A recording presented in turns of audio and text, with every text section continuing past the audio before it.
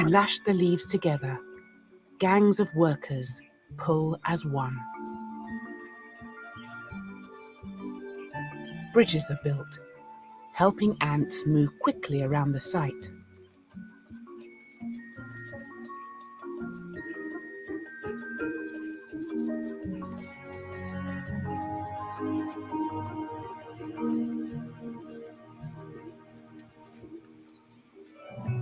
To hold their construction together, they rely on the youngest members of the colony, grubs.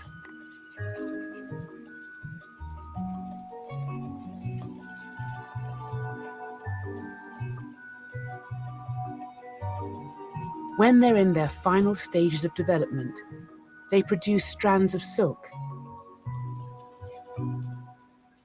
and make the perfect glue gun.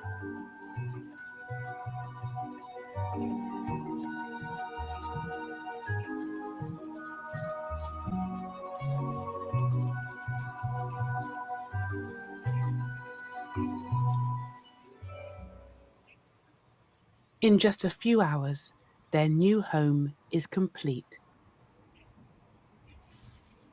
Their nest happens to be on a mango farm, but it's no ordinary orchard.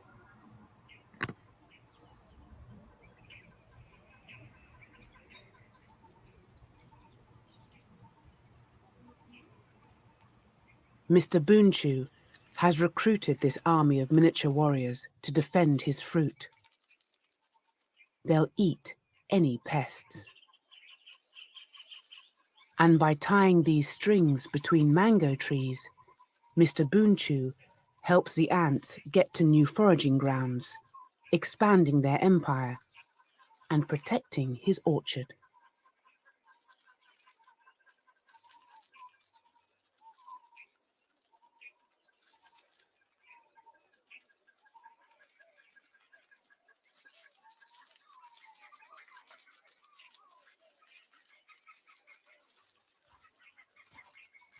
Healthy ant colonies mean fewer pesticides.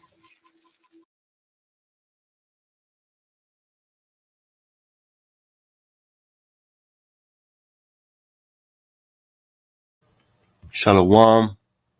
Let's start by giving all praises, fear, and glory and honors to Yahweh, Ba'ashim, Yahushai, Ba'ashim, Rakakwadash, Heavenly Father and Son. Shalom to the elect. Shalom to the true believers, men and women, brothers and sisters, and peace to you. And I want to go into Proverbs. This is Proverbs 30 and verse 25. Let's see. Because the Lord wants us to not grow in the world, but grow in the spirit. And that means that we're going to be in a little, look little in the world. You know, we are lowly in the world, but in the spirit, we are actually very powerful. This is Proverbs 30, verse 25. For a servant when he reigneth, and a fool when he is filled with meat, for an odious woman when she is married, and an handmaid that is heir to her mistress. There be four things which are little upon the earth, but they are exceeding wise. The ants are a people not strong, yet they prepare their meat in the summer. The conies are but a feeble folk, but yet make they their houses in the rocks. The locusts have no king, yet go they forth all of them by bands. The spider taketh hold with her hands, and is in kings' palaces. So the Lord is the one that provides the power and the ability to each creature. He provides how much wisdom and knowledge you can have and use. Not money, not fame. All those things are fake. They don't add really any power to you. Money, you can go ahead and you can, use it to get certain things, buy things, and even make people do certain things for you. But that money is not in you. That money is not part of you. You're just exchanging. You're just changing something for something else. But when you have power, you don't have to have any tangible thing in your hand to trade with. You see, it's not a transaction. It's just power. The Lord is the one that provides that true power. Let me continue. Proverbs 6, verse 3. He said, "Do this now, my son, and deliver thyself when thou art come into the hand of thy friend. Go, humble thyself, and make sure thy friend. Give not sleep to thine eyes, nor slumber to thine eyelids. Deliver thyself as a roe from the hand of the hunter, and as a bird from the hand of the fowler. Go to the ant, thou sluggard. Consider her ways and be wise." When you consider something, you pay attention to it. The Lord, He's telling us very important details, but very important messages in the world that you have to dig deep to understand it. You got to put attention, your full attention to it. It says again, "Go to the ant, thou sluggard, consider her ways and be wise, which having no guide, overseer, or ruler, provideth her meat in the summer, and gathereth her food in the harvest. How long wilt thou sleep, O sluggard? When wilt thou arise out of thy sleep?" And there's another precept that basically says the same thing but different words, and it uses the word harvest. The harvest is when you gather the crops. The harvest is when you gather the crops and prepare yourself, for the winter, for the dead season when everything's dead. That's what the harvest is. And that's what we're in. We're in the harvest. The Lord is gathering his crops and bringing it into his barn, because the times that is approaching is evil and there's no light. So that's why there's no reason to be out when everything's dead. We're gonna remain ourselves in until the dead pass over. The dead and of destruction and the judgment and the fire pass over. And it's only going to pass over you if you have the Lord with you, if you have the covenant, that if you sealed, if you have that blood on the doorpost, meaning that you are sealed, meaning that you are one with Yahushai. But if you're not one with the Lord and you're actually one with the world, then that's where judgment is taking place right now, and death, and people falling away. This is there it is, Proverbs 20. Let me start at 1. Proverbs 20 verse 1. "Wine is a mocker, strong drink is raging, and whosoever is deceived thereby is not wise. The fear of a king is at the roaring of a lion. Whoso provoketh him to anger sinneth against his own soul. It is an honor for a man to cease from strife, but every fool will be meddling." Whoo! It is an honor for a man to cease from strife. Cease from hating your brother. Cease from you know having jealousy and envy, from conflict, from being angry, being in a disagreement, right? Flee from that and be one, and be in the spirit of receiving rebuke, and correct yourself, examine yourself. Don't just continue doing things like nothing was like nothing's wrong. You see, sometimes you gotta just sit down and listen to what the Lord is really trying to tell you. Read without, having a camera in front of you all the time. You see, a lot of guys, they only read because they're recording it, because they gotta make a video. How about the times you're not making a video? How about the times the camera is not on? How about that time? You see, like, there's a balance. You gotta be balanced out. You gotta be reading for yourself and then reading for the sheep. It's a balance, and also we work, so we can actually um uh do have the daily bread that is in for the flesh. You see, we give the daily bread to the flesh and the daily bread to the spirit. And yes, the spirit is more important. The spiritual bread is way more important. But it doesn't mean that we're going to ignore the fact that the Lord told us to balance things out. We need to do groceries. We work every day. And same thing is when you read. You got to read for yourself. Serve yourself. Eat of the spiritual bread. And then also serve the sheep and the flock. And there's many ways to feed the sheep. Sometimes you might just call a brother. You might call a sister. You might call a family member.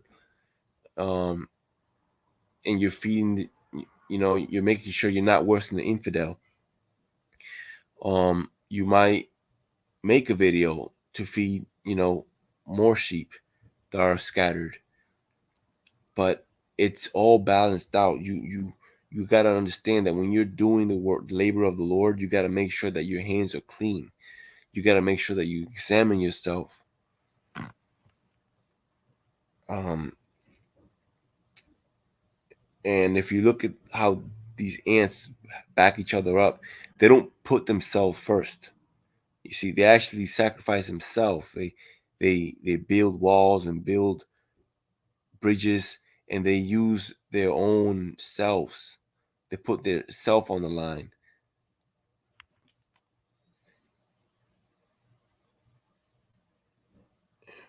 First Timothy 5:8. Let me start in verse 5. Now she that is a widow indeed and desolate trusteth in Yahweh Shai, and continueth in supplications and prayers night and day. But she that liveth in pleasure is dead while she liveth. And these things give in charge, that they may be blameless. Verse 8. But if any provide not for his own, right? But if any provide not for his own, and especially for those of his own house, he hath denied the faith and is worse than an infidel. Let not a widow be taken into the number under 80 old, having been the wife of one man, well reported of for good works, if she have brought up children, if she have lodged strangers, if she have washed the saints' feet, if she have relieved the afflicted, if she have diligently followed every good work. But the younger widows refuse, for when they have begun to wax wanton against Yahushai, they will marry. That's heavy, man. If Let me read a little up again. So if she have washed the saints' feet, if she have relieved the afflicted, if she have diligently followed every good work. See, that's the number. So basically, the older widows, they're wiser, and their works speak for themselves with their actions. But the younger widows, they still have a lot to learn. And it says that, but the younger widows refuse, for when they have begun to wax wanton against Yahushai, they will marry. So when they when it's same thing now, like, you gotta be the wiser creature. You gotta be the wiser widow, the wiser virgin, you know, the wiser um soldier, and know that if if um if you don't have anything towards Yahushai, like love, faith, then you're not going to um be given any knowledge, any wisdom. You won't have any works that speak for themselves. That's why guys are always talking about who they are, and who they were in the past life, or it's just their own business. It's not the Father's business, and their own opinions. It don't matter. You see, so we only focus what the Lord told us about, and they don't want to get married. Like the younger widows, the fools, the foolish virgins, they are not looking to marriage. They want to be like in the world, a free spirit. They want to be free to go do whatever they want. So only the wise virgins, the little ones, we're remaining unseen, and we're looking forward to the marriage.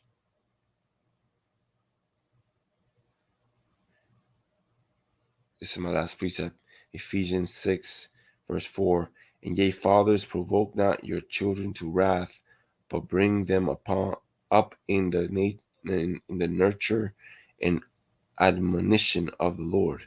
Servants, be obedient to them that are your masters, according to the flesh, with fear and trembling, in singleness of your heart, as unto Yahushai, not with eye service as men pleasers, but as the servants of Yahushai, doing the will of power from the heart, with good will doing service as to the Lord and not to men. So don't do it labors for the men, do it for the Lord. It says, knowing that whatsoever good thing any man doeth, the same shall he receive of the Lord, whether he be bound or free. And ye masters, do the same things unto them, forbearing, threatening, knowing that your masters also is in heaven, neither is there respect of persons with him.